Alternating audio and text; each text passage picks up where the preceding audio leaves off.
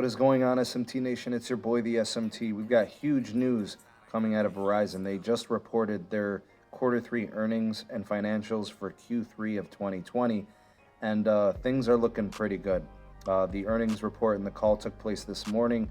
I think the CEO, Hans Vestberg, also did a lot of TV spots and news spots to kind of discuss the numbers and the metrics, and for the most part, Verizon exceeded market estimates, and they did very good. Remote working seems to be paying off for their profitability and their revenue. They showed a lot of strong and good metrics. Basically, the Q3 financials, I think they're very encouraged by this. So they have increased cash flow. Wireless revenue growth was positive. Big gains on the Fios side, which they're very excited about. And looks like the networks and services are holding up very well. So along with this come the consumer postpaid wireless numbers. 136,000 postpaid net adds. The breakdown of this is 142,000 phone net adds, 258,000 smartphone net adds, which is the number that a lot pay attention to. The cash flow did increase to $5.7 billion, so an increase year over year.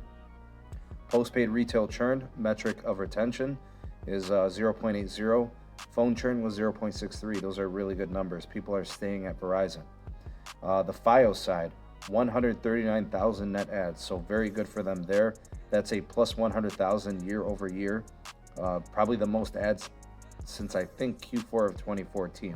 So that business segment had been struggling, and this is very encouraging for them. I'm sure they're really liking that. It's a very profitable business. Ask AT&T. In terms of why they saw such great growth, I think we can attribute that to a number of things. Some factors I think include probably the fact that there are no more extra fees. The pricing is straight up. I think they're more competitive in their offers and discounts. Also, the add-ons with the included features gives a lot more value, and they're also giving better speeds for that value. So in terms of the business side of things, 417,000 postpaid net adds. I think it was 14,000 phone adds. The retail churn on that side with the business was 1.19, and the phone churn was 0.96. Device upgrade rate at Verizon from 3.7% up to 4%. That's a good indication that people are upgrading and retaining services. In terms of the total numbers for total wireless breakdown, it's 553,000 retail postpaid net adds with 283,000 phone net adds. I think it was 428,000 smartphone adds.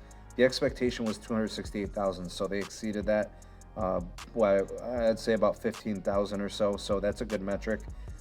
Media side, not bad. They increased performance there by 21%. That's Yahoo, Huffington Post, and TechCrunch. Not a huge gain, but that business had been so bad, I think any increase is encouraging. Now, in terms of moving forward into Q4, Verizon is expecting an even better Q4 than Q3. Bounce back from the pandemic, I see that their guidance is still very high. It is still trending towards $18.5 billion in CapEx. Wireless is thriving at Verizon. Looks like home broadband has improved as well. The work from home situation along with education seems to be holding up. No network problems overall. Investors are probably happy with all of this news. Shares obviously are up.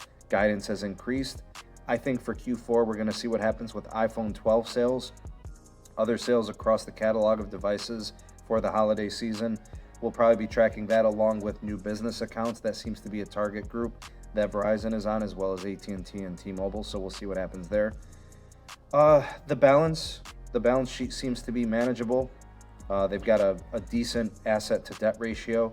They do pay dividend stocks. There's a reduced volatility in this business segment. Their leadership in 5G seems to be having investors very happy and a positive view.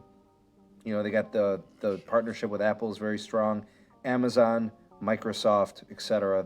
They've expanded their horizons in 5G, and they seem to be trailblazing in that way. Next is AT&T for their Q3 earnings. That's tomorrow.